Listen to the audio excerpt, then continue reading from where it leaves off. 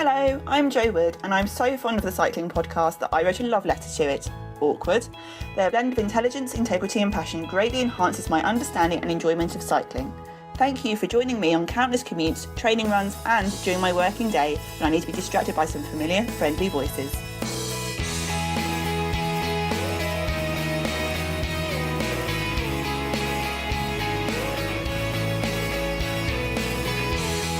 Hello, my name's Richard Moore. I'm with Daniel Friebe. Hello, Rich. And Rob Hatch. Hello, Rich. In from the cold, Rob Hatch. You haven't joined us for a while, Rob, but you and Daniel are still in Mallorca, aren't you? I can see you there. You look like you've burnt your foreheads, chaps. No, we don't do that. We put cream on and everything. You liar. You cannot see us. No, but Rob just told me that you'd burnt your foreheads. He's more honest, Daniel. Listen, anyway, we've got lots to talk about, as per usual. 3 sort of big races that we're going to cover in this week's episode, and all the talking points arising from them. There's a Tour de Suisse, which we'll cover in the first part, then the Route du Sud in the second part, which Rob was commentating on for our sponsor Eurosport, and then in the final part, the Women's Tour, won by Lizzie Armitstead. I was there for that, and we will hear from Lizzie Armitstead and from the Barnes sisters, Alice and Hannah. But before we do any of that, we should pass on to the absent Lionel Birnie, who is preparing to ride Mont Ventoux, and he's done his usual weekly roundup. So over to you, Lionel. Hello, Richard. Hello, Daniel. I'm in Bedouin at the moment, in Provence, under the shadow of Mont Ventoux. Although, having said that, the mountain's not casting much of a shadow at the moment. The sun is very high in the sky. It's very warm. I'm actually riding the mountain in the morning. Hopefully be a little bit cooler when we set off first thing. But I'm riding it as part of my research and to record a few bits for a Friends of the Podcast special about Mont Ventoux, which will be coming out in mid-July, just before the Tour de France reaches this part of France. As our friend Simon Gill, our photographer, puts it, I'll be hauling my carcass up to the top of the mountain. Let's hope I make it in reasonable shape. Well, I've just got time to take a few minutes out of my precious relaxation and recovery time to give an update on some of the stuff that's been going on in the world of cycling. It's been a very busy week, so let's start with the Aviva Women's Tour, the latest event in the UCI World Tour Series. It was the world champion Lizzie Armitstead who won overall, putting the seal on her victory by taking the toughest stage of the race in the Peak District. There was also a stage win and a day in the overall lead for Marianne Vos, who continues to work her way back to the top.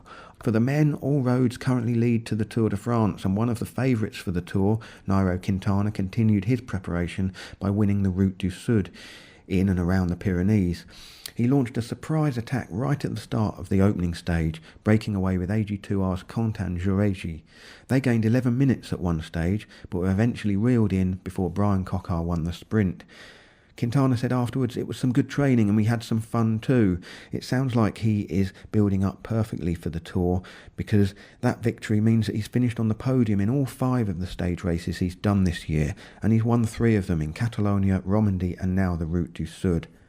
The Tour de Suisse was won by another Colombian. Astana's Miguel Ángel López Moreno took victory there ahead of Movistar's Jon Izagirre and Giant Alpecin's Warren Barguil. In the latter part of the race, there was a stage win for Darwin Atapuma, yet another Colombian. Atapuma, remember, came very close a couple of times in the Giro last month. America's Tejay van Garderen won the mammoth 224km stage to Rettenbach-Ferne in Austria, and Jarlinson Pantano, another Colombian, he rides for I Am Cycling. Well, he looked good towards the end of the race, winning the final stage, which had been shortened to 57km because of snow. Elsewhere, Ryan Taramai won the Tour of Slovenia and Sepp van Mark took the Ster ZLM Tour in the Netherlands.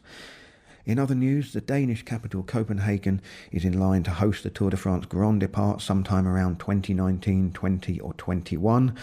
And Orica Green Edge's Simon Yates has been handed a 4-month ban for non-intentional use of a banned asthma medicine. The British rider had used terbutaline during Paris-Nice in March, but the UCI accepted that his team doctor had simply failed to apply for a therapeutic use exemption which would have allowed its use in competition.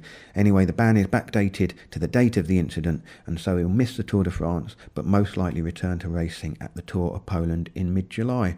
Wish me luck for Mont Ventoux, and I'll see you chaps just before the Tour de France starts.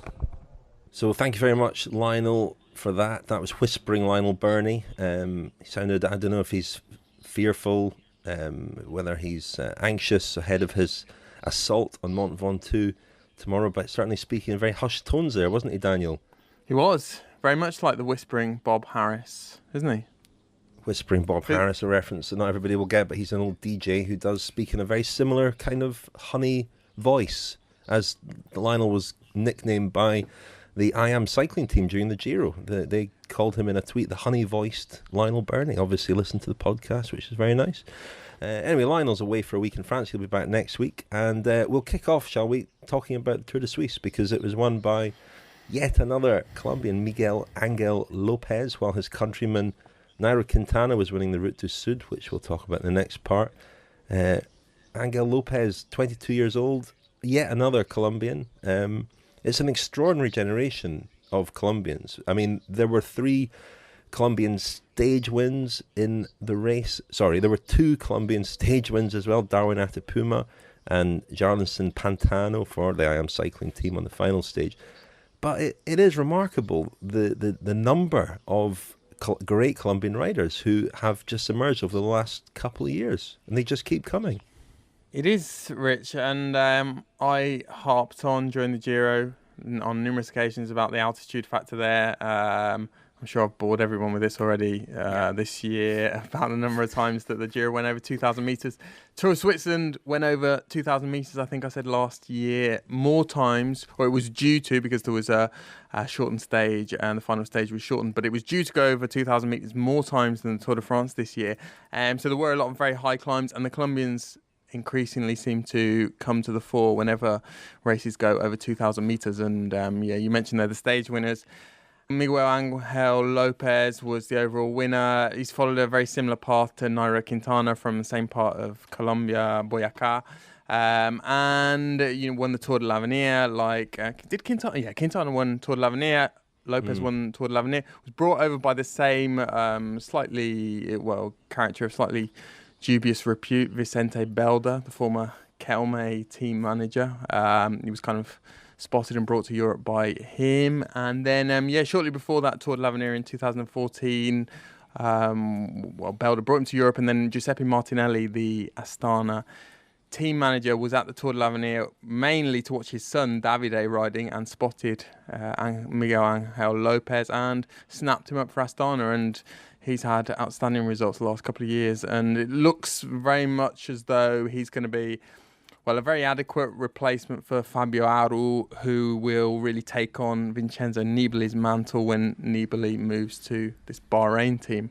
So Lopez will be the sort of second leader, won't he? Well, he's just signed a new 2-year deal, actually, on the back of that result. And they call him the Superman in Colombia because somebody attacked him a few years ago, tried to take his bike off him, even stabbed him in the leg, I think. And he managed to fight them off. And he's been fighting well on the road this year. He won already as early as San Luis, I think it was, the start of the year. He's got this new 2-year contract, and as you said, Daniel, I think looking forward, you see that Aru's come to replace Nibali, who's probably leaving at the end of the year. And then if Aru looks for pastures new, I think Lopez is fast going to become the second leader at Astana. And think about maybe ahead to next year, he might even be racing the Giro. Fantastic wordplay there, Rob. We're reminded of the slickness of a professional commentator. Fought off the attackers and he's fighting them on the road. But no, he is. I mean, he was very aggressive in the race as well, if I can say that. He was in a strong position, but just kept on attacking. The other thing that maybe sets him apart from some of the other Colombians is the time trialing ability. He was second in the time trial on the penultimate day, just ahead of Cancellara, behind Jon Izagirre, the Movistar rider who was on the podium with him in the end, and so was Warren Barguil, his first World Tour podium, and he rode pretty well. But the race was interesting from the point, the guys really expected to shine in that race perhaps were Geraint Thomas and Tejay Van Garderen, both of whom it was probably important that they did something to establish their credentials ahead of the Tour de France, especially within Van Garderen's case, Richie Porte riding pretty well recently at Dauphiné, and in Geraint Thomas's case, he is gunning for the number 2 spot at Team Sky, but behind Chris Froome. But there's a bit of competition for that with Mikel Landa back as well. So not a great, Van Garderen won a stage, but he rode a bit like a yo-yo. Geraint Thomas, even worse, he had a really bad final day and fell out of the top 10. And he's not sparkling. You don't know how much the weather had a part to play in that, but not greatly encouraging signs for either of those two. No, although I would suggest that nothing either of those two riders could have done in Switzerland would have really altered their role in the Tour de France. I don't think BMC Racing were ever going to really fully back either Van Garderen or Port. It was always going to be one or the other. Neither of them is clearly stronger than the other. They've both got big question marks over their heads as far as the Tour de France and 3-week racing is concerned. And the same with Thomas. I mean, Thomas realistically was never going to be anything other than an able deputy in the eventuality that something goes wrong with. But the question is, last year he was on the podium in the Tour of Switzerland and went on to be a very able number 2 to Froome, and even was within a few days of being on the podium, or certainly finishing the top 5 overall at the Tour de France. The question though is now whether he can turn his form around between now and the Tour, which is just a week away. It's unlikely, is it not? Yeah, well, I don't know. Is it unlikely? I mean, whether he does or he doesn't, that he's going to go to the Tour for Sky and he will be important at some point in the race, and also that Sky have enough firepower in the mountains, whether he rides well or he doesn't. I mean, Thomas is a guy who, is usually strong on the flat and in the mountains, so he can be useful on various different terrains. There was some suggestion in Switzerland that he's lost too much weight and he's concentrating too much on his climbing. That might be a bit more of a worry, because presumably in that case he won't be quite as useful on the flat as well. Yeah, I would say as well, just to add a bit of balance to that he's actually won the biggest race of his career in terms of stage racing this year as well. At Paris-Nice, he fought off Alberto Contador, remember, if we think all the way back towards March. And he's spent a lot of time in Tenerife altitude, like a lot of the Sky Tour team did throughout May. Coming back down, obviously we know that it affects people in different ways. Maybe it was just a bad few days for him. I'm not sure, and I think like everybody who's had a bad week or a bad 2 weeks, we were talking about Matthias Frank earlier on, he's had to pull out with illness as well. And all right, we're not expecting him to win the Tour de France, but he'd be looking for top 10 again. You never know until we get to the Tour. The one difference this year is that middle of the first week, you have to be on it, because we've got the first uphill finish very, very early in the race in the Massif Central. And then we go to the Pyrenees. So thinking about what you were saying there, Rich, about maybe worrying about form, this could be the year where you do have to worry about form a little bit earlier in the race.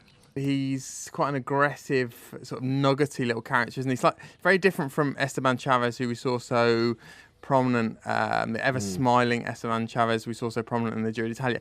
My favourite fact about Miguel Ángel López, this came courtesy of a friend of the podcast, Fran Reyes, a Spanish colleague of ours. Miguel Ángel López is obsessed with bullfighting, and his hero is a famous toreador called Jose Tomas. Who is apparently extremely... Is he? Yeah. Oh, is he? Jose Tomas is very famous, yeah. Do you want to talk to us more about Jose Tomas? I don't like bullfighting. I know nothing about bullfighting, but I've seen him on the news a lot, yeah. Anyway, Richard, after that very useful digression, I think we should... After Larry Warbass so ably read out a section of Hemingway for our Basque Country report earlier in the year, maybe in a future episode we could have Miguel Ángel López reading a bit Hemingway on bullfighting. That'd be different, or just fighting a bull live on the podcast. I'm not sure that would work on a podcast. We could just tell people that's what he's doing, probably get away with it. But we won't do that. I wanted to mention another friend of the podcast, Joe Dombrowski, who I thought rode an excellent Tour of Switzerland in the service mainly of Andrew Talansky, and Talansky finished 5th overall, decent performance. But Dombrowski was outstanding. He was seemed to be climbing very well. In the audio diary that did for us at the Giro, he did talk a little bit about the challenge of even topping up your form after a Grand Tour. He finished the Giro a couple of weeks ago, obviously, and spoke about the need to keep training really hard, in that period afterwards in order to keep your form. He's obviously done that. It'd be fascinating to hear from him just what he has done between the Giro and now. but riding really well. And I think, showing that he's a guy who can live with some of the best climbers in the world. Yeah, I think Darwin Atapuma as well took great advantage of his Giro legs. I think they were in a break together as well, weren't they, towards the end of the Giro? Atapuma said 4 days after the Giro, he went to look at the stage that he won in the Tour of Switzerland. So he obviously targeted it. He wanted to take... it was the first summit finish, actually, in a place called Cari, which I've never been to. I'm not sure where it is. It looks almost Spanish there, on the way it's written. I'm not sure where it is. Started in Brig anyway, so it could well be down near the Italian-speaking part or even the Romansh-speaking part. I'm not sure, but I digress. Atapuma won a very good stage. It was his first win for a long time, and he dedicated it to his mother, who we all know he sadly lost at the start of the last Giro d'Italia, so just over a year ago. And one note on winners who haven't won for a long, long time. Hadlinson Pantano, first win in 5 years when he took the final stage that was shortened into Davos. And one more thing that I've picked up from the Tour de Suisse, watching, Peter Sagan, I think we should give him a mention, shouldn't we? Because he actually broke the stage record last week. He's a winner of 13 stages now in the race's history. I think 12 was the record. He won 2 back-to-back. I think it was second and third, and led the race for a couple of days as well. So Tour's coming around. Sagan's back in form. And he's obviously one to watch out of form. I mean, Sagan's always in form. Well, you can set your clock by Sagan, can't you? Really, he's always there physically. He's tactically sometimes a bit awry, but physically he seems to always be there. I think you wanted to say something about Warren Barguil there, Daniel. Well, I did, Richard. Wawa, as he's known. Wawa. Yeah. We've spoken a lot about him on the podcast. You're not going to incorrectly state that he's a press officer for a rugby team in the wrong city, like you did with Romain Bardet last week. I know you've got them confused. That's a low blow. Good job we're not travelling together on the Tour de France. Anyway, it's interesting. The great triumvirate of young Frenchmen who I've also harped on about extensively in the past. It's if you remember the swingometer and elections that are very topical in United Kingdom this week with the EU referendum taking place, but the swingometer was a device that used to be used in it was Jon Snow, wasn't it, or Peter Snow? No, Peter Snow. Sorry, on BBC. Was it BBC News? Oh, I'm getting everything wrong. Anyway. It used to be a kind of clock, a sort of pie chart that would chart the various swings from one political party to another. And the 3 main young Frenchmen who we expect to do very well in the Tour and who've been doing well in the last few years in stage races, it kind of is like a swingometer that seems to swing one way and another almost on a weekly basis. 1 week it's Thibaut Pinot who seems to be the most informed, most popular, the flavour of the month. Then it's Romain Bardet, then it's Warren Barguil. And Warren Barguil had a very good week in Switzerland, didn't he? Well, a good 10 days in Switzerland. He had the leader's jersey for 1 day. Didn't ride the best time trial, but he was fairly satisfied with his time trial, lost the jersey. But the interesting thing for me about these 3 French men is the contrast in their characters. And Pinot has spoken in the past about how he is portrayed by the French press as almost a bit of a country bumpkin, whereas Bardet is the intellectual, and Barguil is this sort of wet behind the ears homeboy who went to live in Nice and has now moved back to Brittany because it was too suave and urbane, and the Riviera wasn't for him. We'll hear about some of the challenges he faced in an episode of Kilometre Zero at the Tour de France, won't we? I think we will. And how he prefers roller skating with his childhood sweetheart in Brittany, and it's fascinating stuff. Who can blame him? But no, he rode very well, and he is. They all seem to also be on a kind of very steadily improving trajectory. They all seem to be developing in parallel. As you say, Daniel, there are moments where one appears to nudge ahead of the others, but generally speaking, they tend to be progressing at a similar rate. And I guess, having each other, having that competition must be quite good for them. The swingometer is a great idea, though. We might try and do something. We need to come with a name for it, though, don't we? Like the Wawa Bardo. Bardometer or something like that. The Anyway. Bardometer. Well, we'll work on that. Eurosport, the home of cycling. Thank you very much to Eurosport for their continuing sponsorship of the Cycling Podcast. They are showing the national championships in Great Britain this weekend, so they'll be showing the time trial on Thursday and the road race on Sunday. Always been a really good race in recent years, so that should be excellent. They'll be missing the defending champion Peter Kennaugh, who's still recovering from a broken collarbone. I was speaking to his agent last week actually, and I don't think he's a great patient, Peter Kennaugh, but he'll be back soon enough. And we've got, of course, tonight Eurosport's Rob Hatch with us, and you were commentating last week, Rob, on the Route du Sud, won by Nairo Quintana, who emerged from weeks of training at altitude back home in Colombia to win a race that had a fairly modest field, didn't it? What I mean, he won it at a canter, really, didn't he? He did, yeah. It had a modest field. It was quite a bit disappointing in that respect compared to last year. Of course, last year we had Contador coming out of the Giro that he just won, and he was up against Quintana. He beat him in that race for the title in Route du Sud last year. This year we had 5 stages in 4 days. We had a split stage on the second day. And believe it or not, Nairo Quintana actually decided to go in the breakaway on day 1, which was absolutely bizarre. It was great to watch. It was flat ending. It should have been one for the sprinters and was in the end, but Quintana in the break for about 150 kilometres on day 1. He picked up a couple of bonus seconds, so was already quite cleverly up near the top of the lead already, and he said it had been about 5 years since he'd been in a breakaway, so he really enjoyed himself, Rob, but out my there. ice cream van just went past. Is that your ice? I wonder what that sound was. I'm trying to stoically carry on here, and you're ordering a Zoom or a Calippo. For 99. Mr. Whippy. Do carry on, Rob. I do apologise. Sorry, wait. Nairo Quintana in the break on day 1.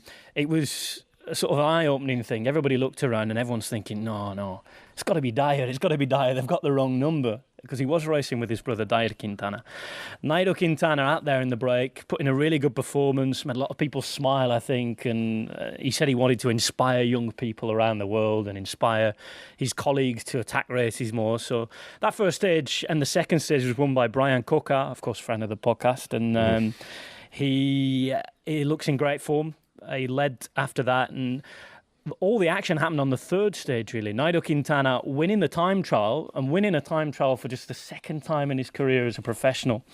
All right, you might say that the start list wasn't great, but he beat Sylvain Chavanel, who was in second place and showing some really good form, a proven time trialist, even though he's in the autumn of his career right now.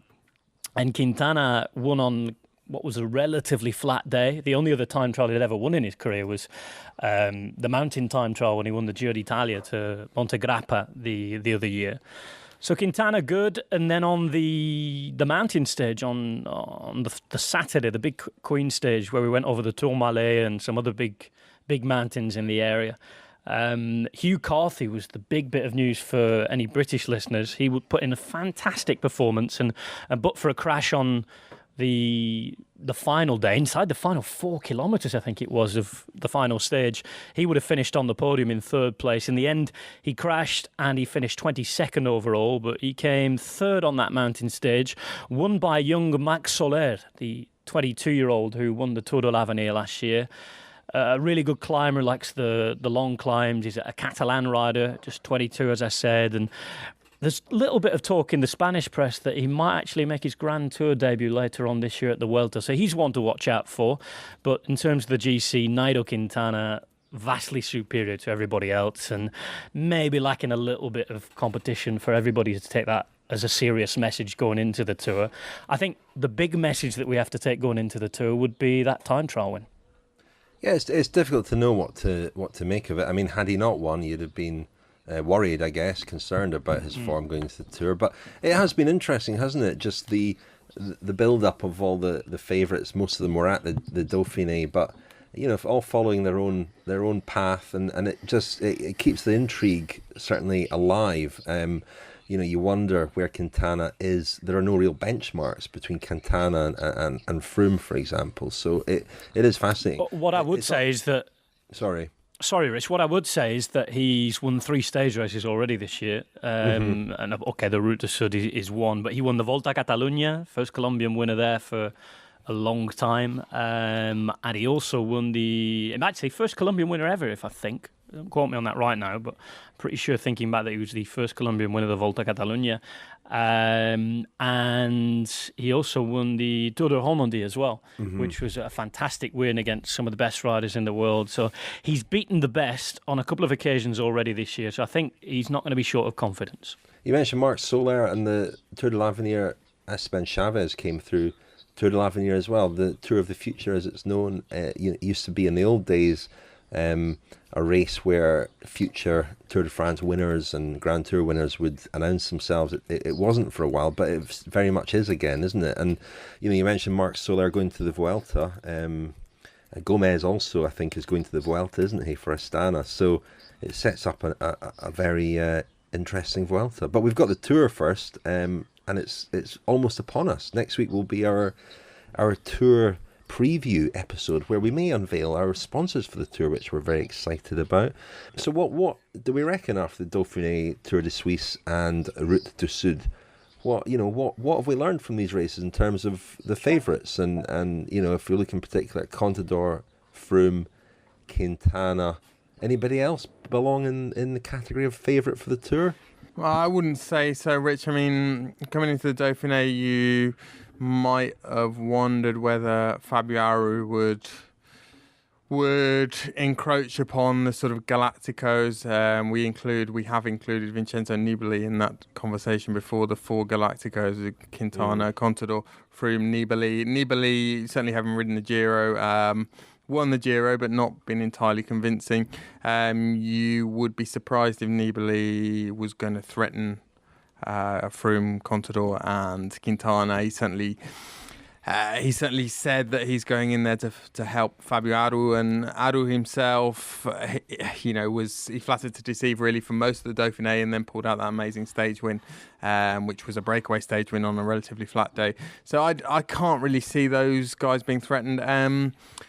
I think that we mentioned the French riders. I think one of those French, the three French riders we mentioned, Barguil, Bardet and Pinot, will ride a very good tour and be on the edges of the podium, on the sort of fringes of the battle for the yellow jersey, but I don't think they will all necessarily be contenders. I don't think they're quite strong enough to all be reliable as contenders at the Tour yet. But I think Bardet, based on the Dauphiné, is the rider who will cause the main yellow jersey. Is that a cockerel I can hear? It is.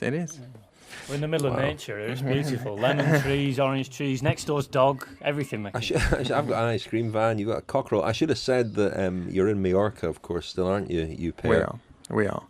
Anyway, Richard, going back to what I was saying, I think that Bardet will be the most dangerous, just based on the tactics he's employed in races so far this year. Just his ambition. I think he's the most ambitious of those three riders. I think he doesn't necessarily have the best team of those three riders, but I think he's got a pretty decent team, though, hasn't he? Well, yeah, and I think they're the most aggressive team as well, who have shown in the past 2 or 3 Tours de France that they know how to race aggressively. They know how to execute a plan in the mountains. So, and you also look at the stages in the final week of the Tour de France, and I think the big feature of this year's Tour is going to be the short stages in the final week, the sort of 150, 180 kilometre mountain stages, starting right from stage 15 that goes to Culoz on what's in the Jura, but it's the edge of the Alps, and with a lot of descending. We know that Bardet is an exceptional descender, and there are a lot of places there. And I also think that Contador might be in a position where he needs to pull something out of the hat there. I think there's a lot that could happen on those stages. I think that AG2R will be central to that. He's got a lot of local knowledge there as well. Alexis Vouillamos, I think, from the Jura as well, so he'll certainly have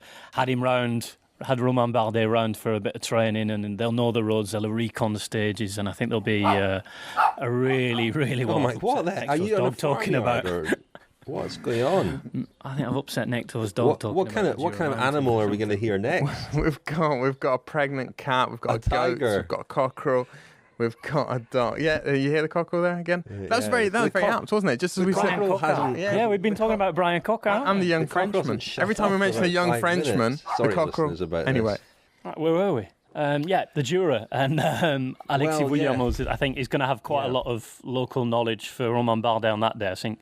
So Agir Desert will be a team to look out for on that day.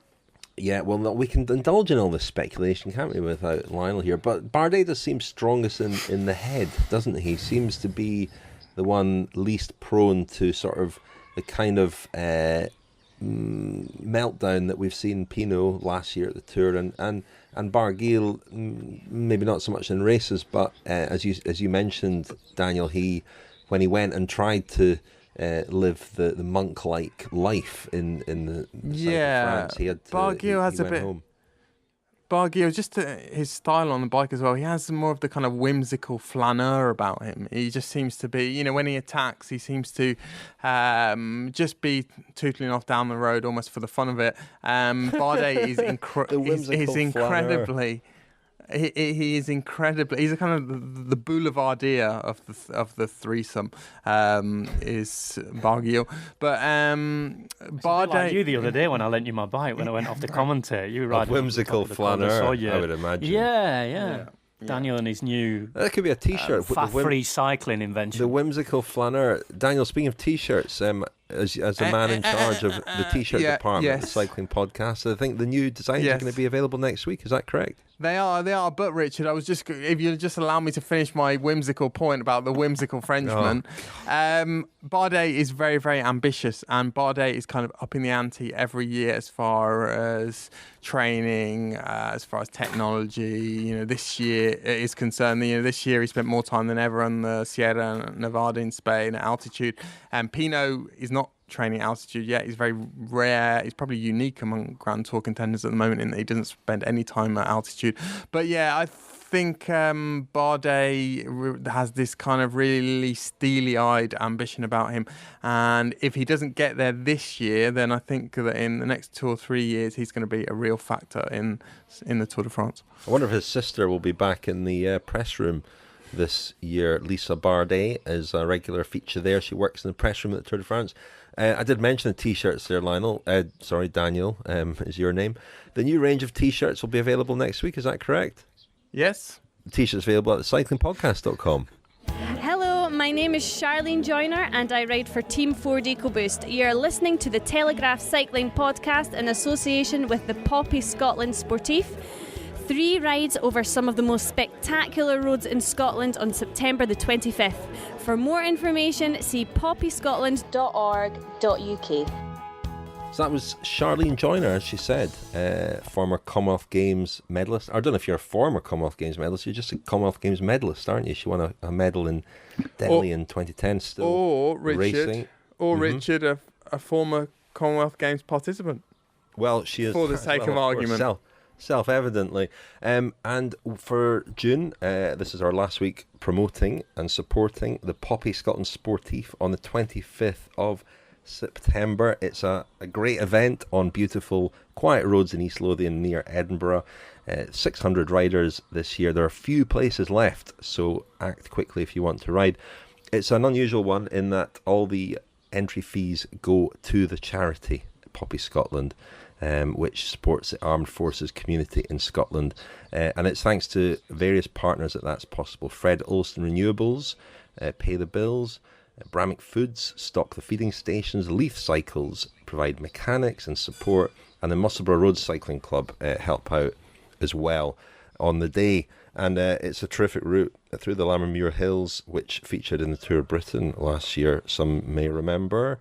And there's a 100-mile route this year, as well as 2 shorter routes, and lots of climbing. I went through the climbing distances last year. So I'm trying to talk Lionel into doing it. Daniel might be a lost cause. No whimsical flaneuring for him in East Lothian in September, but Lionel and I might be up for that. So might see some of you there. poppyscotland.org.uk if you want to ride the Poppy Scotland Sportif. Now, in this final part of the podcast, I want to talk about the Women's Tour, because I was there last week. I noticed you were there, Richard. It looked like a cracking race, cracking week. It really was. It grows every year, and it started pretty well, and it just gets bigger every year. The crowds, the teams are better, more professional. It's a difficult race to cover as a journalist because there's no live TV coverage, and I think that's one of the aims. Another of the aims is to go from 5 days to 7 days, as Guy Elliott, who is the race organizer for Sweet Spot, told us in last week's first ever cycling podcast Femina, which was broadcast last week, and there's quite a bit in there about the women's tour and the plan to go to 7 days. But I was lucky enough on day 3, which was the hardest stage, the Queen's stage, or maybe the King's stage, seeing it's a women's race, I don't know. So I was just standing at the point in the climb, coming out Matlock Village, where Lizzie Armitstead countered behind that breakaway with Ashley Moolman-Passio, the South African rider, and Elisa Longo Borghini, and those three really were the strongest three in the race and ended up top 3 on general classification. But it was fortunate that I was able to watch that decisive moment in the race, and I spoke to Lizzie Armitstead after the stage. She won the stage, of course, into Chesterfield. Let's hear what she had to say.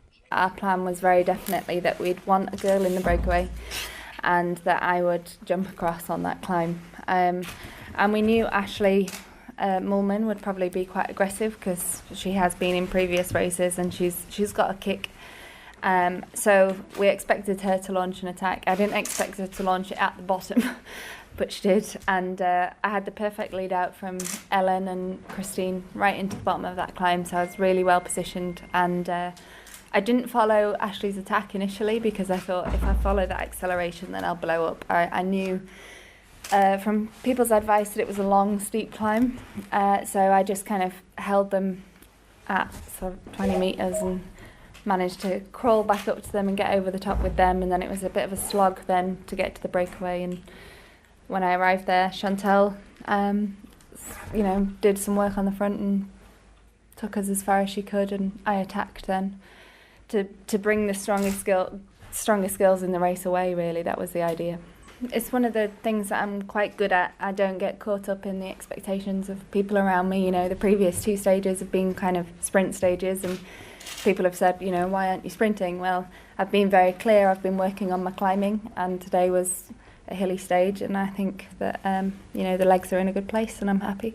For me, I didn't expect any good sensations on these roads. You have to just get on with it and attack even if you don't feel great, because you're never going to feel great on this kind of terrain. So I'm not wanting to feel great. I don't want to feel sparkly and aggressive in this race. I just want to feel strong. That's where my phase of training is at the moment, so I'm happy. So that was Lizzie Armitstead. A few interesting comments from her. I mean, she'd already told us that she wasn't expecting too much at the Women's Tour, having been training throughout May for the Rio Olympics and really working on her climbing.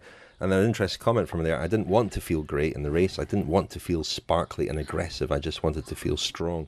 So she was also ill. Her father revealed that she had been ill in the morning of that stage, but she wasn't too happy to learn that he'd told people that. But she wasn't at her best, and yet she still won, and won very convincingly, really. So it all looks very good for her. I mean, yeah, I had a great few days.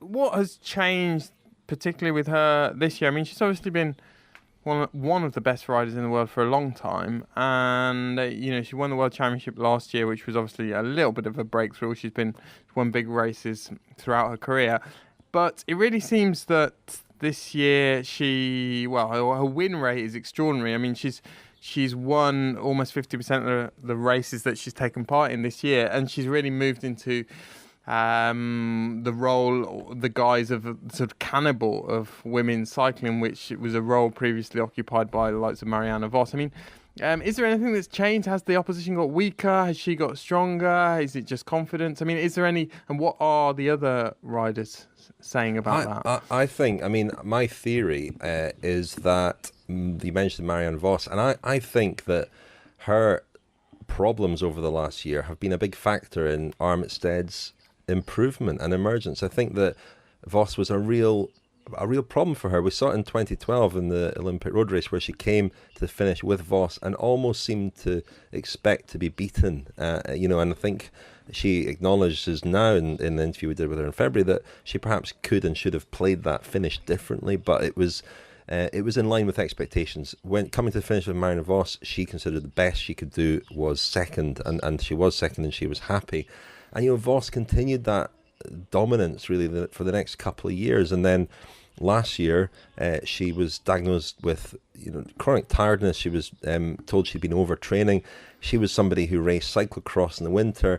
In 2013 she was dabbling with mountain biking, and she was even talking about doing the mountain bike race in Rio. And I think she stretched her body too far, and she's now coming back. She was strong at the women's tour, not quite strong enough on the climbs, and I did an interview with her and a lot of people around her for a special little Vos feature in our next cycling podcast, Femina, which will be coming out on the second rest day of the Tour de France, so a few weeks away. But really interesting, because also for Vos, to have been so dominant, and now to speaking to her coach, he wasn't even sure if she was at her old level whether she would still be winning, because the standard has risen so much.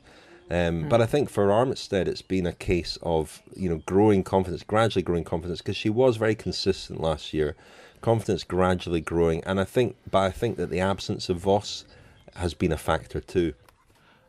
And just on the race itself, Rich, I mean, it's become very prominent in the last couple of years, the women's tour, and great sponsorship, and we shouldn't really say great media coverage yet, because as you say, one of the problems with covering it is the lack of live TV coverage. But in terms of the hierarchy of prestige in women's cycling and stage races, it falls at a time or in a window in the calendar, which in June, before what I suppose until a couple of years ago was, or certainly traditionally was, the most prestigious women's race, which was the Giro d'Italia, in the absence of a women's Tour de France. And again, this year it comes just before the Giro. Did you get any sense of how the women's tour is viewed by the women? Is it still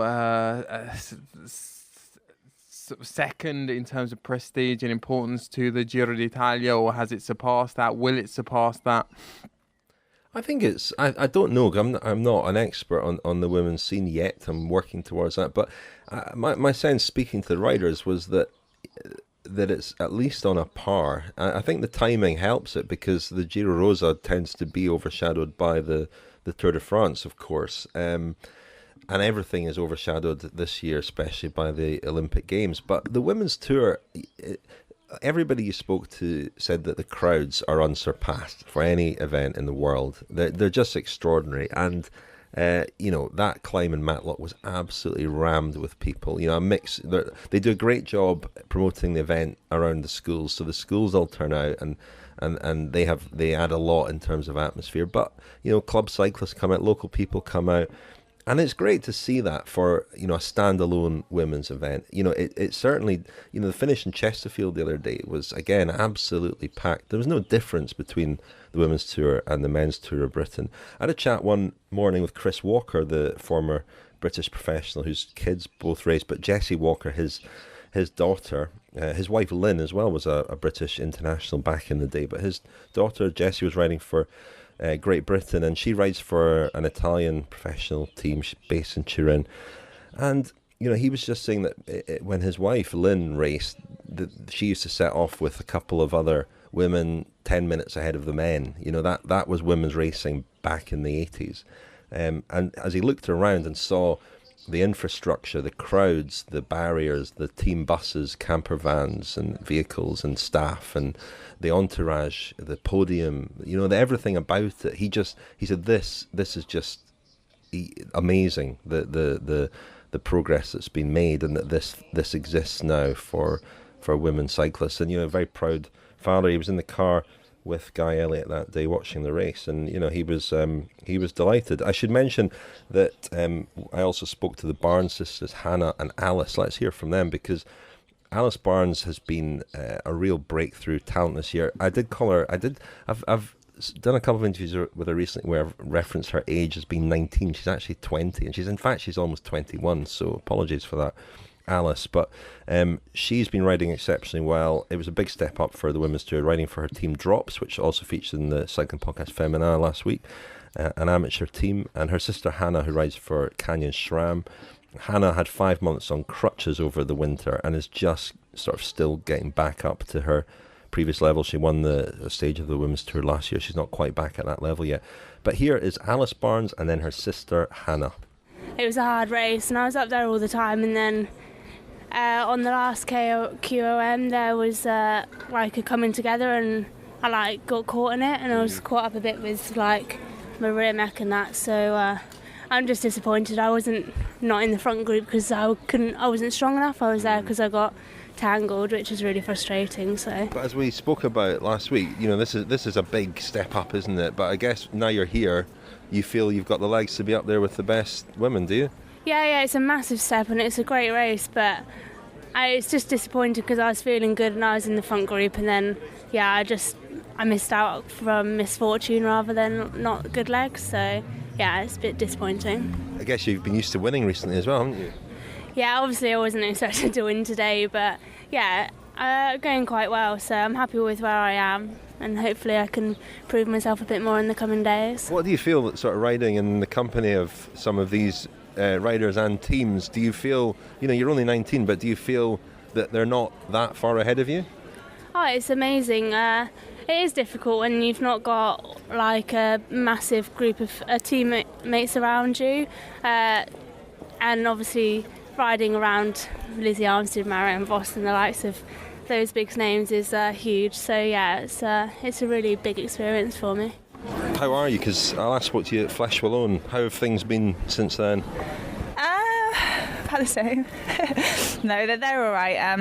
Yeah, it's been a steady progress, I guess. At the start I saw lots, and now it's just slowly getting there. But no, it's good. I mean, races like this, to be able to be in the mix with the best riders in the world is really great. And I guess your progress is going to slow down a little bit because you were coming from a long way back, but do you still feel that you're inching towards where you were?